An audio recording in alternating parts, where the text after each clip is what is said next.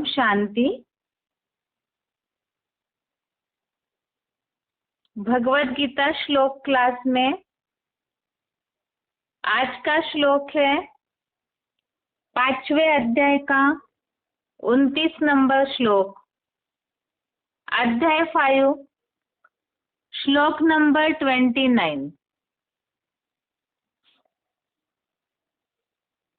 श्लोक है भोक्तारं यज्ञ तपसाम सर्वलोक महेश्वरम सुहृदं सर्वभूतानां ज्ञात्वा मां शांतिं पृच्छति। श्लोक दोबारा, भोक्तारं यज्ञ तपसाम सर्वलोक महेश्वरम सुहृदं सर्वभूतानां ज्ञात्वा मां शांतिं पृच्छति। श्लोक का संधि विच्छेद है भोक्तारं यज्ञ तपसाम सर्वलोक महेश्वरम सुहृदं सर्वभूतानां ज्ञात्वा मां शांतिं पृच्छति। संधि विच्छेद दोबारा, भोक्तारं यज्ञ तपसाम सर्वलोक महेश्वरम सुहृदं सर्वभूतानां ज्ञात्वा मां शांतिं पृच्छति। श्लोक का अर्थ है शब्दों का अर्थ, यज्ञ तपसाम अर्थात यज्ञ तपस्या के, भोक्तारं अर्थात भोक्ता को, सर्वभूतानां अर्थात सब प्राणियों में, सुहृदं अर्थात मित्र रूप, मां अर्थात मुझ, सर्वलोक महेश्वरम अर्थात त्रिलोकीनाथ को, ज्ञात्वा अर्थात जानकर, शांतिम अर्थात शांति को, पृच्छति अर्थात पाता है। शब्दों का अर्थ दोबारा, यज्ञ तपसाम अर्थात यज्ञ तपस्या के, भोक्तारं अर्थात भोक्ता को, सर्वभूतानां अर्थात सब प्राणियों में, सुहृदं अर्थात मित्र रूप, मां अर्थात मुझ, सर्वलोक महेश्वरम अर्थात त्रिलोकीनाथ को, ज्ञात्वा अर्थात जानकर, शांतिम अर्थात शांति को, पृच्छति अर्थात पाता है। श्लोक का अर्थ है यज्ञ तपस्या के भोक्ता को सब प्राणियों में मित्र रूप मुझ त्रिलोकीनाथ को जानकर शांति को पाता है।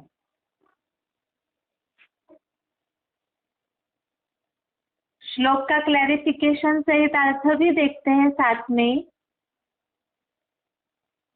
यज्ञ सेवाओं और आत्मस्मृति की तपस्या के आत्म सुख भोक्ता को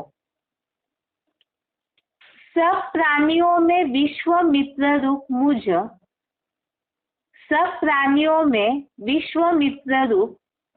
मुझ समान बने जगत पिता को सुख दुख शांति रूप त्रिलोकीनाथ को जानकर शांति को पाता है। अमूर्त शिव तो सिर्फ अंडे मिसल ब्रह्मांड का मालिक है। श्लोक में जहाँ त्रिलोकीनाथ शब्द लिखा है वहाँ एक बिंदी दिखाई है और वो निशानी का ही क्लैरिफिकेशन नीचे लिखा हुआ है।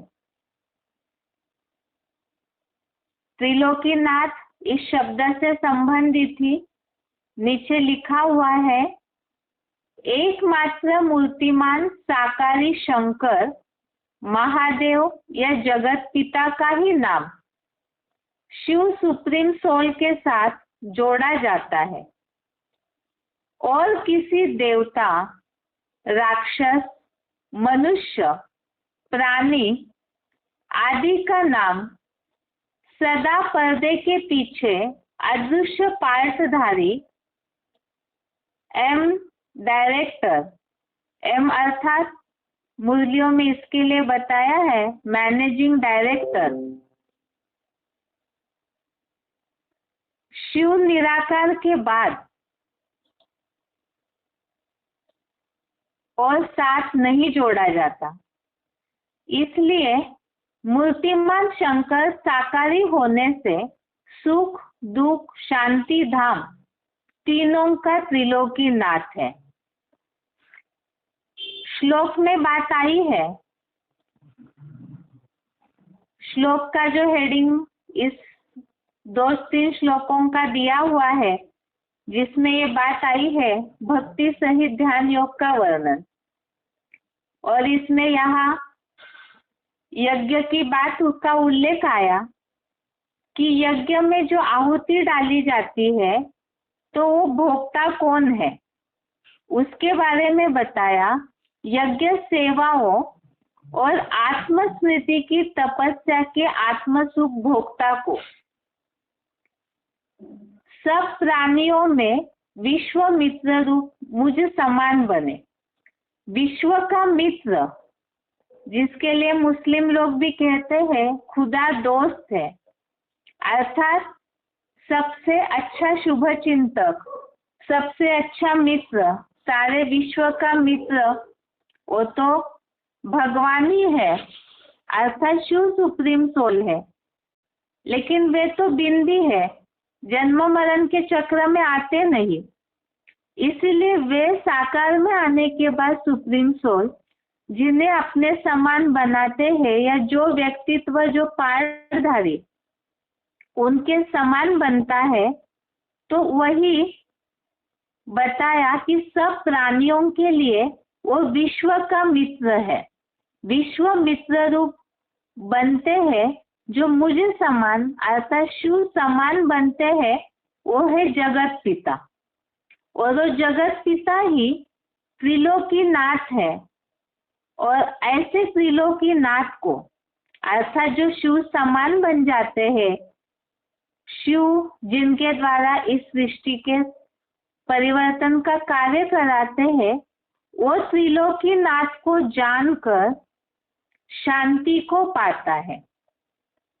इसी के लिए बताया त्रिलोकीनाथ अर्थात तीनों लोकों का नाथ, और तीनों लोकों का नाथ अर्थात सुख दुख शांति धाम तीनों का नाथ। जैसे मुरलियों में शिव बाबा बताते हैं, इस सृष्टि पर तो सदा कायम कोई चीज है ही नहीं, सदा कायम तो एक शिव बाबा ही है। और वो ऑलराउंड पारधारी है, तो सुख धाम, दुख धाम, शांति धाम तीनों लोकों का ही वो नाथ है। इसी के लिए यह बात बताई कि अमूर्त शिव अर्थात जिनकी कोई मूर्ति नहीं, जो जन्म मरण के चक्र में आते नहीं, और सुप्रीम सोल निराकार सदाशिव ज्योति, वे तो सिर्फ अंडे मिसल ब्रह्मांड का मालिक है, अर्थात जो आत्माओं का धाम है, परे से परे धाम, वो उसका मालिक है। लेकिन उनके समान ही इस साकार सृष्टि पर होते हुए भी जो समान बन जाते हैं महादेव शंकर, तो वही त्रिलोकीनाथ बनते हैं, जिसके लिए ही नीचे यहाँ स्पष्टीकरण दिया हुआ है त्रिलोकीनाथ का ही। वो कैसे त्रिलोकीनाथ बनते हैं? तो महादेव शंकर अर्थात जगत पिता शंकर का ही नाम शिव सुप्रीम सोल के नाम के साथ जोड़ा जाता है। अन्य कोई भी देवता, राक्षस, प्राणियों का नाम भगवान शिव के नाम के साथ नहीं जोड़ते हैं। इसके लिए ही बताया कि सुप्रीम सोल जो मैनेजिंग डायरेक्टर है, वो तो सदैव पर्दे के पीछे है, और साथ में सबके सामने, दुनिया के सामने तो शंकर जो त्रिलोकीनाथ है, वही बताया कि मूर्तिमान शंकर साकारी होने से सुख, दुख, शांति धाम तीनों का त्रिलोकीनाथ है। इस श्लोक को समझने के लिए ही रेफरेंस श्लोक है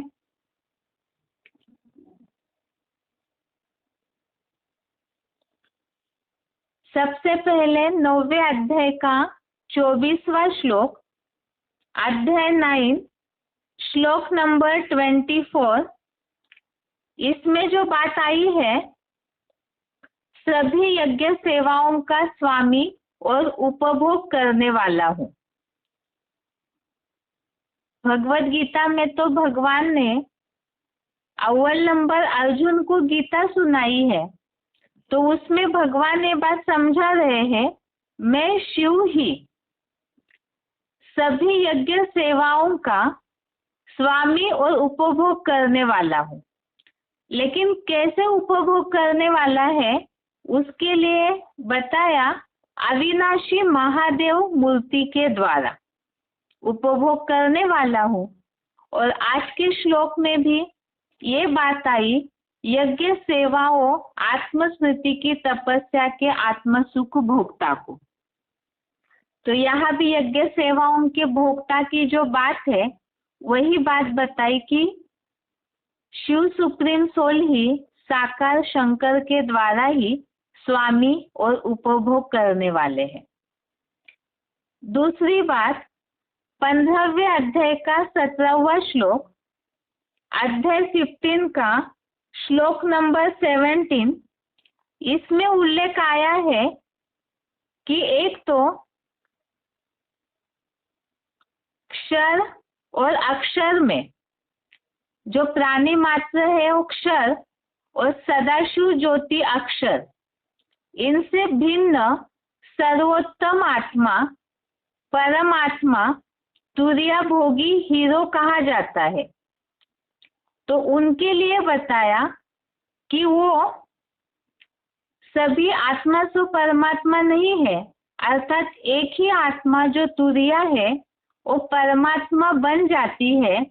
और उनके लिए बताया कि वो मास्टर त्रिलोकीनाथ सदा शिव ज्योति समान शिव बाबा है, और सुख, दुख और शांति धाम तीनों लोकों को अधिकार में लेकर विशेष पोषण करता है। अर्थात जो परमात्मा बन जाते हैं, जिसके लिए श्लोक में शब्द आया है परमात्मा इति उदाहृत, अर्थात और सबसे तुर्या आत्मा जो शिव समान बन जाती है, वही सुख, दुख, शांति धाम तीनों लोकों को अधिकार में लेकर विशेष पोषण करती है। उनके लिए ही नीचे मुरली पॉइंट दिया हुआ है मैं शिव निराकार ज्योति बिंदु तो सिर्फ अंडे मिसल सामान्य आत्माओं के ब्रह्मांड का मालिक हूँ। और जो शंकर त्रिलोकीनाथ बनते हैं उनके लिए बताया, तुम एवरेस्ट जैसी चोटी के ब्राह्मण तो सुख दुख शांति धाम तीनों के त्रिलोकीनाथ बनते हो। जो आज के पॉइंट में श्लोक में बात आई है कि यहाँ भी जो शिव समान बनते हैं जगत पिता महादेव शंकर, तो वही त्रिलोकीनाथ है और शिव केवल ब्रह्मांड के मालिक है। इसी तरह ये जो त्रिलोकीनाथ बनते हैं, आज के श्लोक में बात आई है उस त्रिलोकीनाथ को जानकर शांति को पाने की बात। आगे इसी के लिए श्लोक है 4 अध्याय का 39वां श्लोक, अध्याय 4 का श्लोक नंबर 39। इसमें बात आई है, श्रद्धावान सदा प्रयत्नशील संपूर्ण इंद्रिय दमनशील ज्ञान लेता है और ज्ञान पाकर शीघ्र ही परम धाम की शांति को पाता है। अब प्रश्न है फिर, आज के श्लोक में तो बात आई त्रिलोकीनाथ को जानकर शांति को पाता है, और 4 अध्याय में उल्लेख आया है ज्ञान को पाकर शीघ्र ही शांति को पाता है। तो ये दोनों बातें अलग है क्या? अलग नहीं है। इसके लिए हम मुरलियों में भी समझते आए हैं। अभी तक मुरलियों में शिव बाबा ने बताया है वास्तव में ज्ञान अर्थात क्या? बाप की पहचान, बाप को यथार्थ रीति से जानना समझना, और बाप को जो जितना यथार्थ रीति से जानते हैं वही ज्ञान है। और ज्ञान को पाकर शांति को पाना अर्थात ही बाप को जानकर बाप की पूरी पहचान लेकर ज्ञान के आधार से बाप को यथार्थ रीति समझकर, जो मुरलियों में शिव बाबा ने कहा है, मैं जो हूँ जैसा हूँ जिस रूप में भी पार्ट बजा रहा हूँ, तो ये सारी बातें हमें पता कैसे चलेगी, कैसे जानेंगे? तो वही ज्ञान है और उस ज्ञान के आधार से शांति मिलती है। अर्थात ही वो जो त्रिलोकीनाथ है, शिव सुप्रीम सोल, जिनके समान जगत पिता महादेव बनते हैं, उस त्रिलोकीनाथ को जानकर शांति को पाने की बात। अब यहाँ शिव सुप्रीम सोल समान जो बनते हैं त्रिलोकीनाथ, उनके बारे में ही 13वें अध्याय का दूसरा श्लोक, अध्याय 13 का श्लोक नंबर 2, इसमें इस बात का उल्लेख आया है, सारे प्राणियों के शरीर रूप में क्षेत्रों का ज्ञानी भी इस पुरुषोत्तम संगम युग में मुझे शिव बाबा को जान, और इस देह व देह के ज्ञाता शिव ज्योति का जो ज्ञान है वही इस दुनिया में रथी और सारथी का सच्चा ज्ञान है, ऐसा मेरा मत है। अर्थात इस श्लोक में बात आई है क्षेत्र और क्षेत्रज्ञ को जानने वाले। आज के श्लोक में जो बात आई है, त्रिलोकीनाथ को जानकर शांति को पाता है, अर्थात ही यहाँ शिव सुप्रीम सोल और उनका जो कार्य करने वाला रथ है क्षेत्र और क्षेत्रज्ञ, इन दो शब्दों का उल्लेख 13वें अध्याय के दूसरे श्लोक में आया है। अर्थात वो शरीर और उस शरीर में कार्य करने वाले निराकार शिव ज्योति, और जिसका शरीर निमित्त बना है भगवान के कार्य के लिए, वो है क्षेत्र।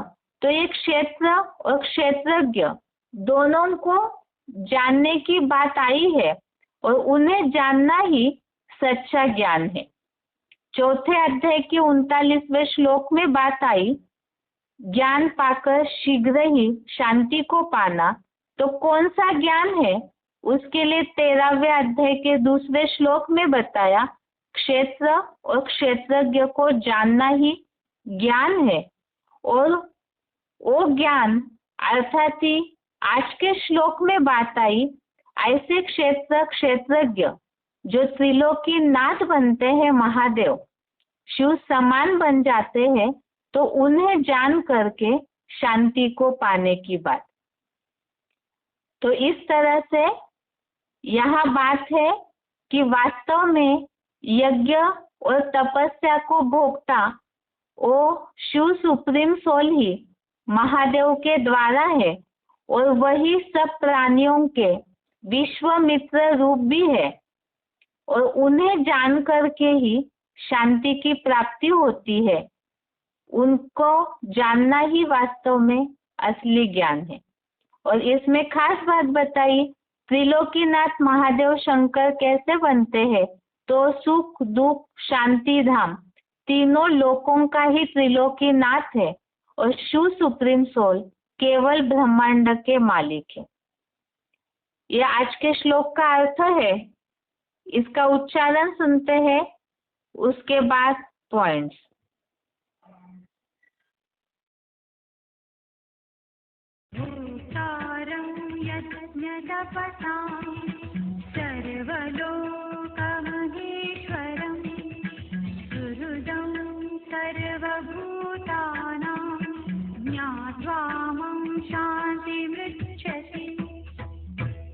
यज्ञ सेवाओं और आत्म स्मृति की तपस्या के आत्म सुख भोक्ता को सब प्राणियों के विश्व मित्र रूप मुझ समान बने जगत पिता सहित सुख दुख शांति के त्रिलोकी नाथ को जानकर शांति को पाता है।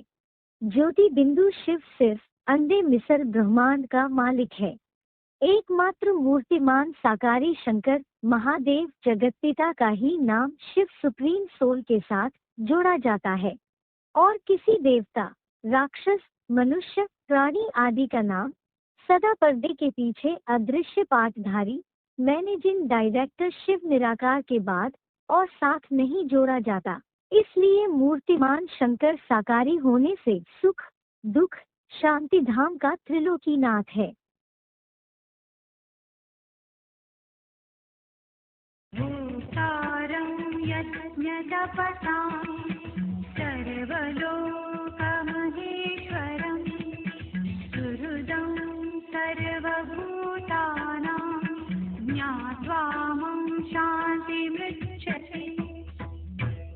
यज्ञ सेवाओं और आत्म स्मृति की तपस्या के आत्म सुख भोक्ता को सब प्राणियों के विश्व मित्र रूप मुझ समान बने जगत पिता सहित सुख दुख शांति के त्रिलोकी नाथ को जानकर शांति को पाता है। ज्योति बिंदु शिव सिर्फ अंडे मिसर ब्रह्मांड का मालिक है। एकमात्र मूर्तिमान साकारी शंकर महादेव जगत पिता का ही नाम शिव सुप्रीम सोल के साथ जोड़ा जाता है, और किसी देवता राक्षस मनुष्य प्राणी आदि का नाम सदा पर्दे के पीछे अदृश्य पाठधारी मैनेजिंग डायरेक्टर शिव निराकार के बाद और साथ नहीं जोड़ा जाता। इसलिए मूर्तिमान शंकर साकारी होने से सुख दुख शांति धाम का त्रिलोकी नाथ है।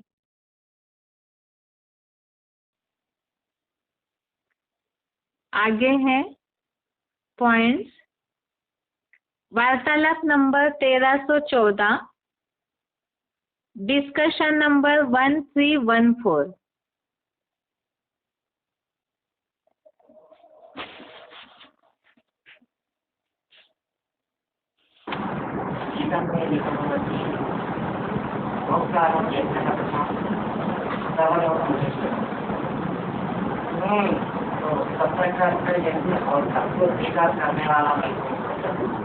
किसके द्वारा? बिंदु रूप के द्वारा या कोई प्रैक्टिकल रूप है उसके द्वारा?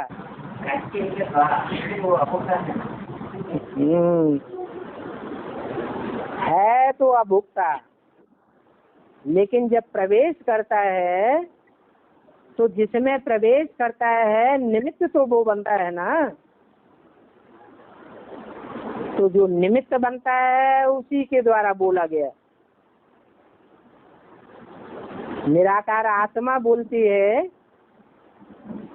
या जो बोलता है तो बोलते समय साकार होता है, बोलते समय तो साकार ही होता है।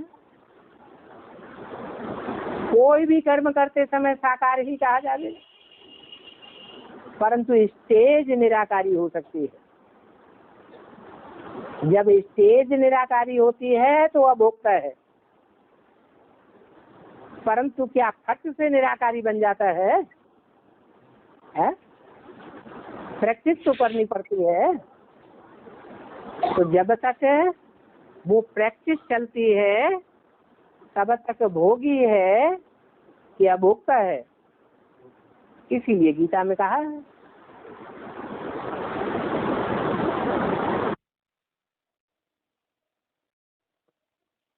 आगे का पॉइंट है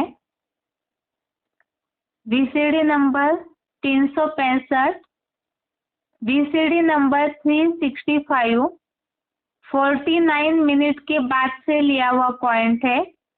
शांति देवा को पहचान कर संग करे तो शांति की प्राप्ति।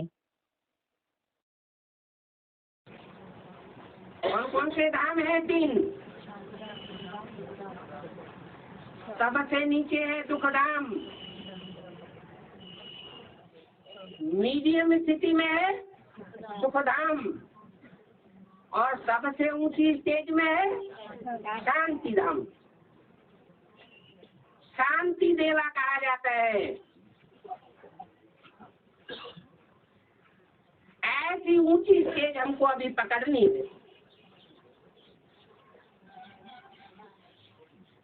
तो किसका संग करना चाहिए?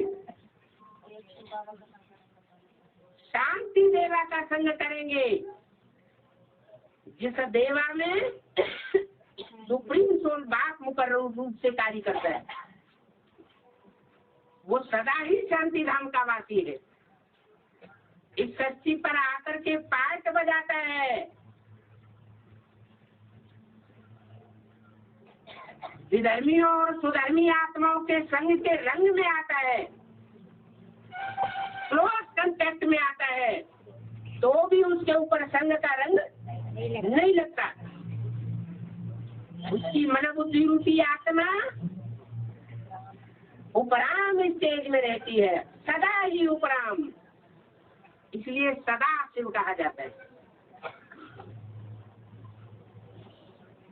तो ऐसे सदा शिव का संग करेंगे तो हम भी ऊंची स्टेज में रहेंगे। यहाँ संगम युग में जितना ही इस दुनिया से उपराम रहेंगे, ऊंची स्टेज में रहेंगे, बाप की छत्र छाया महसूस करते रहेंगे। अभी आगे आने वाला जो टाइम है, कयामत बर्पा होने वाली है, दुनिया में हाहाकार होने वाला है। ऐसे टाइम में हर आत्मा को उस ऊंच से ऊंच बाप की छत्र छाया की जरूरत है। ऊंचे से ऊंचे की छत्र छाया में रहना माना जन्म जन्मांतर के लिए अपने सुख की शांति की नूर करना।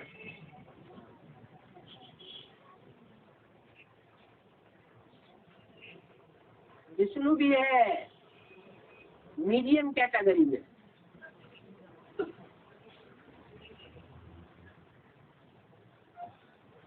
सुखदेवा है, लेकिन शांति देवा नहीं कहा जाता है।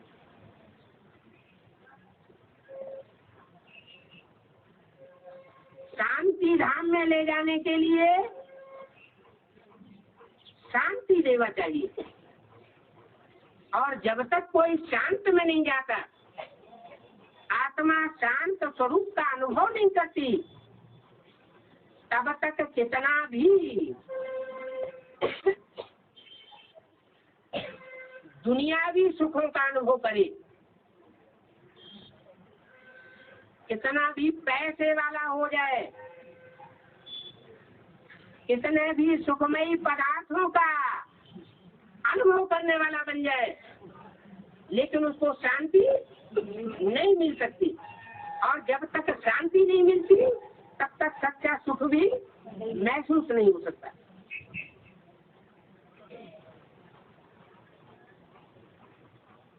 और सुखदेवा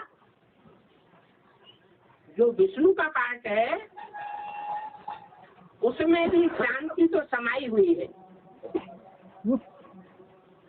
सुख और शांति इस दुनिया में ये युगल जोड़ी है।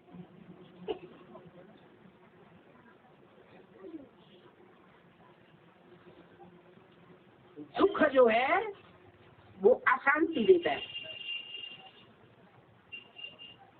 दुख की दुनिया हम अपने लिए संग के रंग से क्रिएट करते हैं। तो चाहे तो अच्छा संग लें और चाहे तो बुरा संग लें।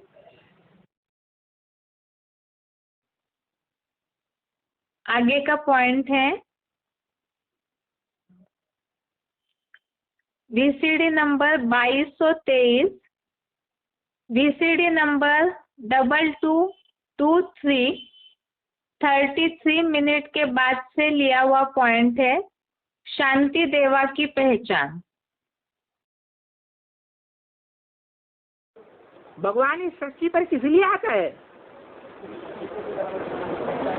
अरे पतितों को पावन भी किस आधार पर बनाएगा?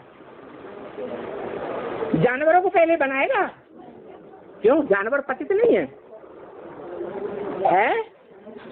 बंदर तो मनुष्य से भी ज्यादा बदतर होता है। उसमें 5 विकार तो कितने जाति होते हैं। तो जड़ बुद्धि जानवर में आएगा, जब तुम्हारी बुद्धि पहाड़ पत्थर पर आएगा या चैतन्य में आएगा? चैतन्य में आता है। जिसमें आता है उसका नाम देता है शंकर। क्या? शंकरो। सारी अशांत दुनिया में क्या कर देता है? शांति पैदा कर देता है। इसलिए शांति देवा के रूप में गाया हुआ है। क्या? कौन सा देवा? शांति देवा। सुख देवा नहीं है। क्यों सुख देवा क्यों नहीं? जब दुनिया में अशांति भर जाती है तो अशांत दुनिया में वो जन जन में ऐसा ज्ञान भरने का निमित्त बन जाता है। निमित्त माने साकार। कि हर मनुष्य आत्मा वो शांति देवा को पहचान लेती है और मन बुद्धि से उसका आश्रय लेती है, आधार लेती है। जैसा झाड़ के चित्र में ऊपर दिखाया गया है, शंकर का चित्र रखा हुआ है और विनाश काल में सारी आत्माएं उड़ करके हैं ऊपर जा रही हैं। कौन सी ताकत से? अपनी ताकत से नहीं। जो ज्ञान योग का अकूट भंडार इस सृष्टि पर बनता है। क्या?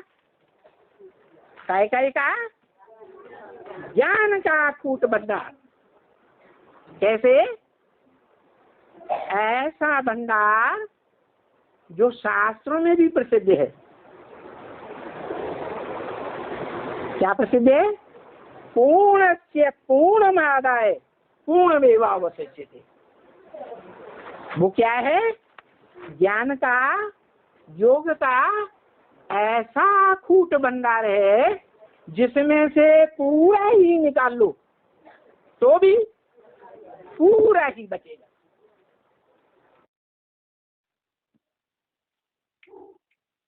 अभी तक के पॉइंट में जो बात आई कि महादेव शंकर ही शिव समान बन जाते हैं, वो कैसे बनते हैं वही बात पॉइंट में बताई।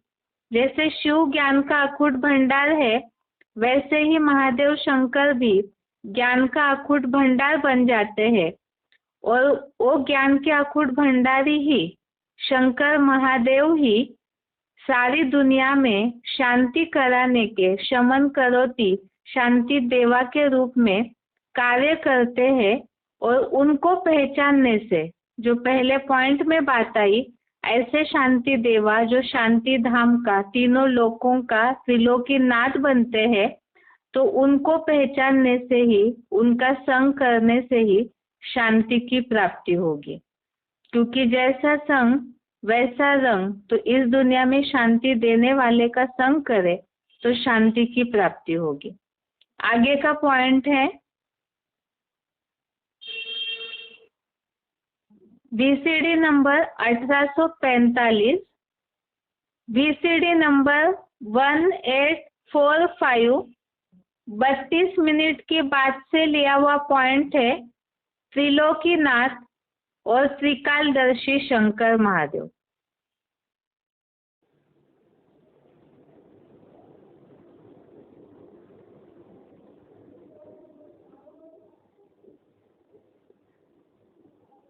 जरूर शंकर से भी ऊंचा कोई होगा।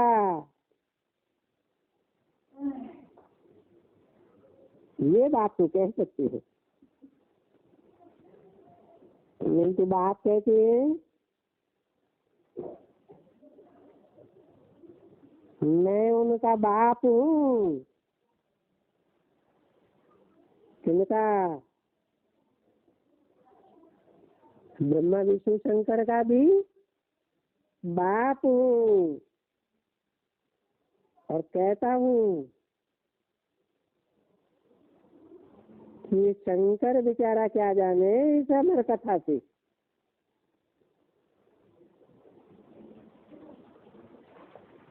तो शंकर कोई त्रिकालदर्शी थोड़े ही है।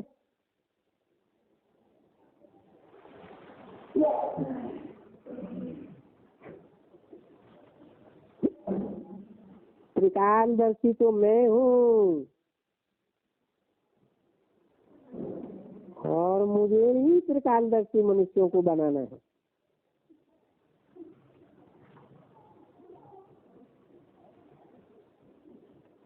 तो बरोबर बैठ करके उनको त्रिकालदर्शी बनाता हूँ। किनको? शंकर को त्रिकालदर्शी त्रिनेत्री त्रिलोकीनाथ। ये सब बच्चों को टाइटल से मिलते हैं ना, तीनों लोगों को जानने वाले, तीनों कालों को जानने वाले।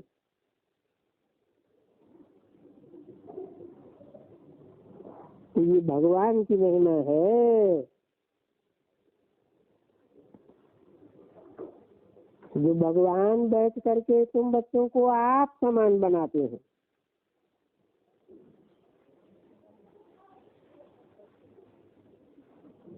आप समान बना करके तुम बच्चों को साथ में ले जाते हो। जब तुम वहां जाते हो तो तुम इस ज्ञान से जानते हो कि तुम ज्ञान सागर के बच्चे मास्टर ज्ञान सागर बन जाते हो।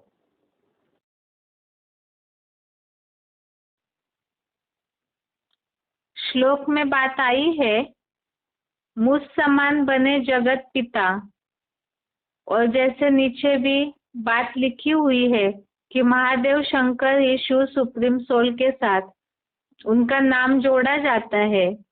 जो अभी के VCD पॉइंट में बात आई कि शिव ही शंकर को अपने समान त्रिकालदर्शी बना देते हैं, और ज्ञान के आधार से मास्टर ज्ञान सागर बनकर वही त्रिलोकीनाथ भी बनते हैं। आगे का पॉइंट है,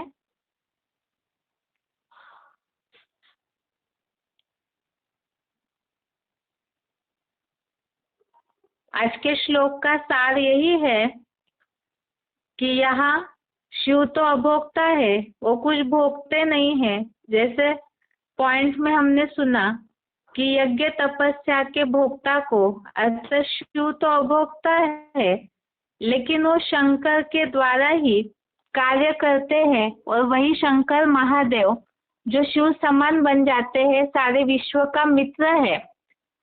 तो उनको जान करके उस त्रिलोकीनाथ को जानने वाले ही, जानना अर्थात ही ज्ञान, ज्ञान से शांति की प्राप्ति अर्थात बाप की पहचान से, यथार्थ पहचान से ही शांति की प्राप्ति।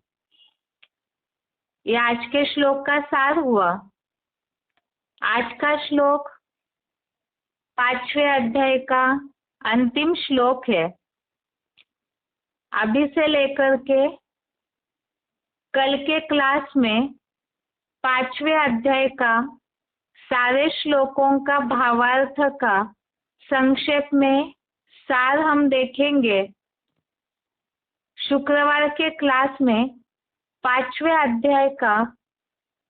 अध्याय के श्लोकों में समस्याओं का समाधान उस पर देखेंगे और शनिवार के क्लास में जो टॉपिक वाइज श्लोकों को डिवाइड किया हुआ है उसका संक्षेप में सार देखेंगे। तो 3 दिन 5वें अध्याय की ही रिवीजन चलेगी गीता क्लास में।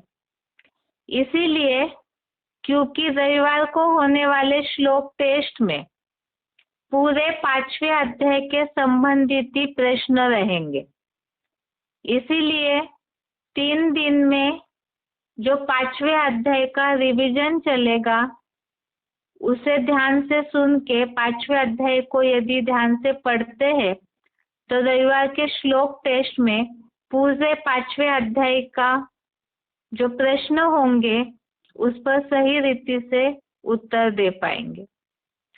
अभी आगे है बेसिक कोर्स। बेसिक कोर्स में अभी तक हमने देखा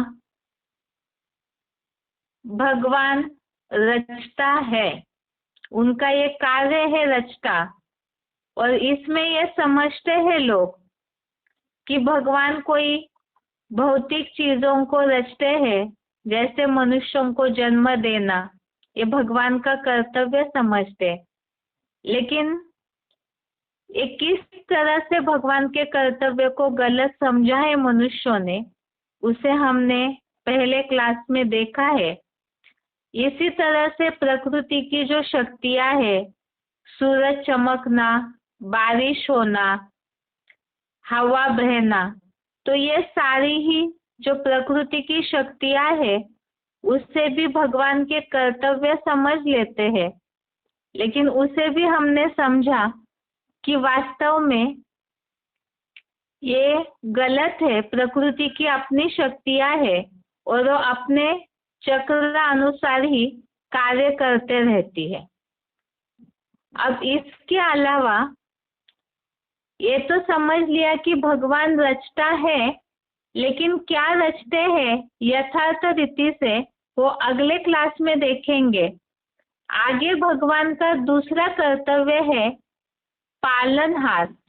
तो इसके बारे में भी मनुष्यों ने जो गलत अर्थ उठाया है, किस तरह से गलतफहमी निर्माण हुई है मनुष्यों के मन में, उसे भी देखते हैं। भगवान का दूसरा कर्तव्य पालना करना। अब क्या पालना करते हैं भगवान? पालनहार कहे जाते हैं, तो किसकी पालना करते हैं?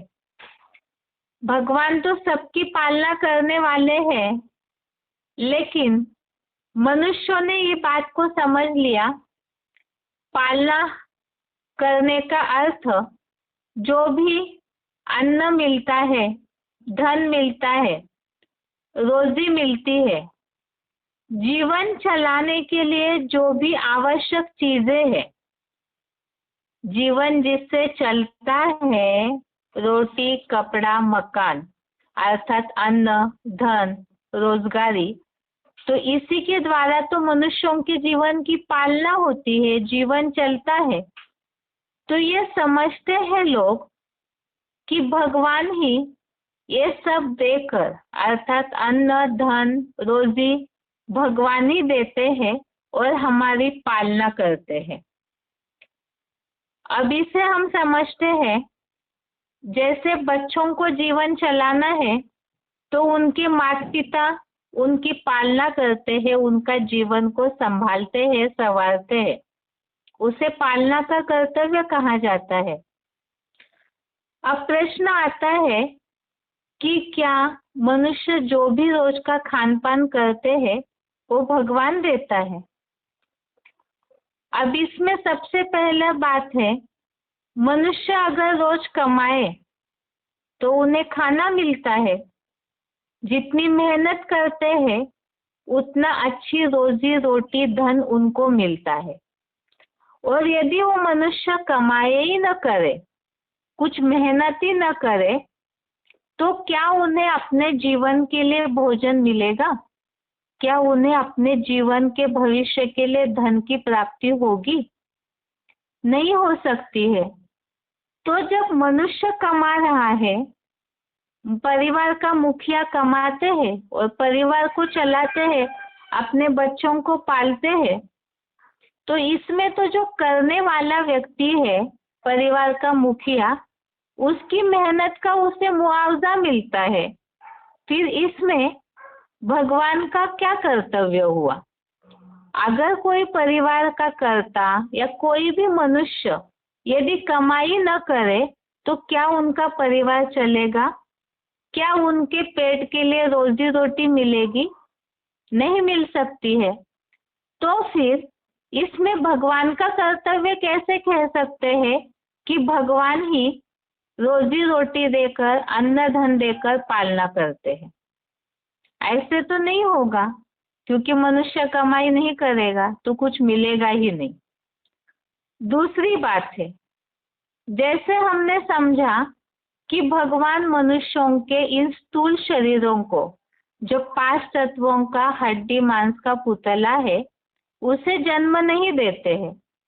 उसे जन्म देने वाले तो माता पिता है। हर प्राणियों के शरीरों के जन्मदाता उनके माता पिता होते हैं, भगवान नहीं।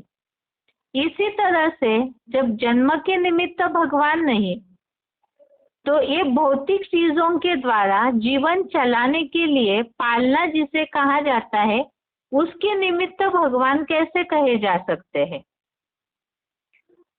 अब इसके लिए ही बात है, दुनिया में ऐसे कई लोग हैं जिन्हें अन्न का दाना भी नहीं मिलता है, पहनने के लिए कपड़ा नहीं मिलता, रहने के लिए मकान नहीं मिलता। ये तो सब जानते हैं कि रोटी, कपड़ा और मकान ये जीवन की मूलभूत आवश्यकताएं हैं, और ये न मिले तो जीवन चलना मुश्किल हो जाता है। और आज अगर हम दुनिया की सामाजिक स्थिति देखें, राष्ट्रीय स्तर पर ही नहीं, वैश्विक स्तर पर भी जो आकलन किया जाता है, उसमें परसेंटेजली कई ऐसे लोग हैं जो बहुत ही गरीब है। विश्व के लिए ये बड़ी समस्या हो गई है, गरीबी। कई ऐसे लोग हैं जिनको खाने के लिए दाना नहीं मिलता है, पहनने के लिए कपड़ा नहीं, कई फुटपाथों पे रहते हैं, कई तो ठंड के मारे मर भी जाते हैं, कई ऐसी बुरी हालत में लोग जी रहे हैं। तो क्या इसे पालना भगवान की कहा जाएगा? हमने तो इसके पहले समझा है कि भगवान तो किसी के साथ भी कोई प्रकार का पक्षपात नहीं करते हैं। फिर ये जो मनुष्यों ने समझा है कि भगवान पालनहार है, अर्थात खाना पीना, कपड़ा, मकान, धन देते हैं, अगर ये बात सच होती तो फिर दुनिया में ये असमानता कैसे आ गई? क्योंकि भगवान तो सदैव कल्याणकारी है, तो फिर वो ऐसे गरीब लोगों के साथ पक्षपात वाला अकल्याण वाला कर्तव्य कैसे कर सकते हैं? इसका मतलब ये है, जैसे भगवान जन्म नहीं देते स्थूल शरीरों को, इसी तरह से इन भौतिक चीजों के द्वारा मनुष्यों के जीवन को चलाना ये भी भगवान का कर्तव्य नहीं है। इसी तरह से लोग समझते हैं कि ये जो जल वायु दुनिया में मिल रहा है, तो ये भी भगवान हमें मुफ्त में देते हैं, तो वो दाता है। वास्तव में ये भी गलत है, क्योंकि इसे हमने समझा ये प्रकृति की शक्तियां है, और ये तो फ्री में ही प्रकृति सभी मनुष्यों को जीवन चलाने के लिए देती है। अब बात चल रही थी भगवान पालनहार है, तो फिर आज की दुनिया में जो असमानता है, तो ऐसी असमानता भगवान का पक्षपात कैसे हो सकता है? क्योंकि आज की दुनिया में कई ऐसे लोग हैं जो बहुत गरीब है, भटकते रहते हैं, तो उनका जिम्मेवार कौन है? क्या भगवान है? नहीं। क्यों नहीं है? क्योंकि इसके पहले हमने समझा है पाप और पुण्य, सुख और दुख और भाग्य दुर्भाग्य, ये सारा मनुष्यों के अपने कर्मों पर आधारित है। जैसे अभी अभी हमने पालना के कर्तव्य में एक बात देखी कि मनुष्य अगर कमाई करे तो वो खाएगा, यदि नहीं कमाएगा तो नहीं खाएगा, तो इसमें भगवान का हस्तक्षेप नहीं कहा जा सकता। इसी तरह से आज दुनिया में ऐसे जितने भी गरीब लोग हैं जिन्हें खाने पीने के लिए तरसना पड़ रहा है, कहीं भी सहारा नहीं है, सर पे छत नहीं है, तो ये जो गरीबी है, जिसे ही सर्वसामान्य लोग दरिद्रता कहते हैं, और इस दरिद्रता के लिए कहावत प्रचलित है, नहीं दरिद्र सम पातक पुंजा, अर्थात पापों का पुंज है दरिद्रता, और इसके बड़ा पाप गरीबी मिलना, यही सबसे बड़ा दुर्भाग्य है। और वो इसीलिए है क्योंकि वो पाप कर्मों का पुंज इकट्ठा होने पर ही दरिद्रता मिलती है। अब जब ये मनुष्यों के कर्मों का, पाप कर्मों का, विकर्मों का फल है गरीबी, अर्थात उनका दुर्भाग्य, इसीलिए उन्हें उनके जीवन की पालना सही रीति नहीं होती है, तो इसमें भगवान का हस्तक्षेप कैसे कह सकते हैं? इसमें भगवान का कोई लेन देन ही नहीं है। जैसा मनुष्य करेगा वैसा उसे मिलेगा। इसमें भगवान का अन्याय नहीं कह सकते। कई लोग इस बात की गलतफहमी में रहते हैं। अगर कोई बिजनेस में नुकसान हो गया, गरीबी आ गई, पूरे रास्ते पे आ गए लोग, तो सोच लेते हैं कि भगवान ने हमसे सारा धन छीन लिया। लेकिन वास्तव में कोई ना कोई ऐसा पाप कर्म हो जाता है जिसके कारण उनकी रोजी रोटी उनके हाथ से चली जाती है, तो ये उनके विकर्मों का फल है। अब जैसे पालना के कर्तव्य में रोजी रोटी भगवान का कर्तव्य नहीं है, ये मनुष्यों का कर्मों का फल है। इसी तरह से बात आई जल वायु आदि देने की बात। प्रकृति के द्वारा जीवन चलाने के लिए आवश्यक चीजें हैं पानी और हवा, जिससे जीवन चलता है। इसके लिए भी मनुष्य समझते हैं कि ये भी भगवान ही देते हैं। तो क्या ये वास्तविकता है? वास्तव में इसके पहले ही हमने देखा कि प्रकृति जो है वो अनादि है। गीता में भी इसका उल्लेख आया कि ये तो शुरुआत इसकी हुई नहीं, ये तो रची रचाई है। अर्थात प्रकृति के 5 तत्व जो है वो बने बनाए हैं और वो मनुष्यों के जीवन को चलाने के लिए ही बने हुए। ये तो अरस परस है, क्योंकि मनुष्यों का शरीर भी 5 तत्वों का बना है और उन 5 तत्वों को पोषण करने के लिए ही प्रकृति के 5 तत्व मददगार है। भगवान उन्हें देने की तो बात ही नहीं है। क्यों नहीं है? क्योंकि ये तो प्रकृति के लिए कहा जाता है कि उसके पास इतनी धन संपत्ति है, जल और वायु की, वो कभी भी खूटती नहीं है। वो सुखदायी है कब? जब वो सतो प्रधान होती है। इसमें भगवान के हस्तक्षेप की बात ही नहीं है, क्योंकि भगवान रचता है तो वो अलग अर्थ में है। ये तो हमने समझा कोई भी स्थूल या भौतिक चीजों में रचने की बात भगवान का कर्तव्य में नहीं आती है। दूसरी बात, अब ये जो प्रकृति के 5 तत्व है, जब सुखदाई है, शीतल हवा दे रहे हैं, प्यास बुझा रहे हैं, तो प्रकृति के तत्व भगवान की देन समझते। और यदि यही प्रकृति के 5 तत्व विकराल रूप धारण करे, दुख देते हैं, तो क्या ऐसे दुखदायी कर्तव्य भगवान की पालना कह सकते हैं? तो इसमें भी मूल बात समझने की है कि वास्तव में भगवान का कर्तव्य दुखदायी हो ही नहीं सकता है। ये सब जानते हैं कि प्रकृति को पोल्यूट मनुष्यों ने किया है। आजकल ये जो भी साइंस वाले जन जागृति कर रहे हैं, तो ये जानते हैं कि मनुष्य प्रकृति को प्रदूषित करते हैं, तो उसी आधार से और साथ ही साथ हर चीज दुनिया की जो सृष्टि चक्र के चित्र में हमने देखा है, सतो प्रधान से तमो प्रधान तो बनती ही है।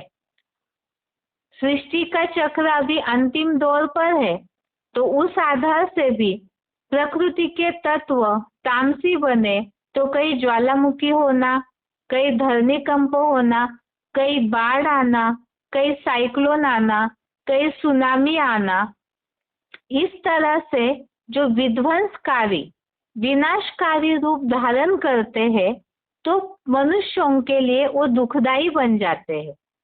लेकिन भगवान तो हमेशा के लिए कल्याणकारी, शुभ करने वाले, सुख देने वाले हैं, तो वो किसी को दुख कैसे दे सकते हैं? इसीलिए ही ये बात सिद्ध होती है कि ये दुखदायी कर्तव्य अर्थात प्रकृति के द्वारा ये जो भी हो रहा है, ये भगवान की पालना का कर्तव्य नहीं है। वो तो प्रकृति रची रचाई है, अनादि है, और चक्र तो चलते ही रहता है। उस अनुसार प्रकृति में परिवर्तन स्वतः ही होता है। प्रकृति की अपनी शक्तियां है, इसीलिए ही वो भगवान के कर्तव्य में नहीं आता है। तो भगवान पालना तो करते हैं, लेकिन इस अर्थ में नहीं जिस तरह से भौतिक अर्थ से मनुष्यों ने समझ लिया है। भगवान पालना करते हैं, लेकिन उसका क्या रहस्य है वो आगे हम कोर्स में देखेंगे। आगे है भगवान का तीसरा कर्तव्य, विनाश या संहार करना। अब इसमें भी मनुष्यों ने इसे भी स्थूल दृष्टि से ले लिया। जैसे जन्मों को समझ लिया कि मनुष्यों के शरीरों को भगवान जन्म देते, लेकिन इससे तो हमने समझा कि वो किस तरह से गलत है। इसी तरह से विनाश के कर्तव्य को लेकर लोग समझते हैं कि मृत्यु भी भगवान के हाथ में है। जो लोग इस बात को ज्यादा मानते हैं, जीवन मरण विधि हाथ। लेकिन क्या यह सच है? कोई अगर कोई भी कारण से मरता है, तो उसके लिए भगवान को दोष लगाना सही है? इसके लिए ही क्या सही है और क्या गलत है, क्या भगवान प्रकृति के नियमों को तोड़ते हैं? वो तो समझा नहीं तोड़ते हैं। फिर भगवान पे इस तरह का दुखदायी कर्तव्य का दोष क्यों लगाते हैं मनुष्य? इसे कल के क्लास में देखते हैं। आज के लिए गीता क्लास यहाँ तक ही। ओम शांति।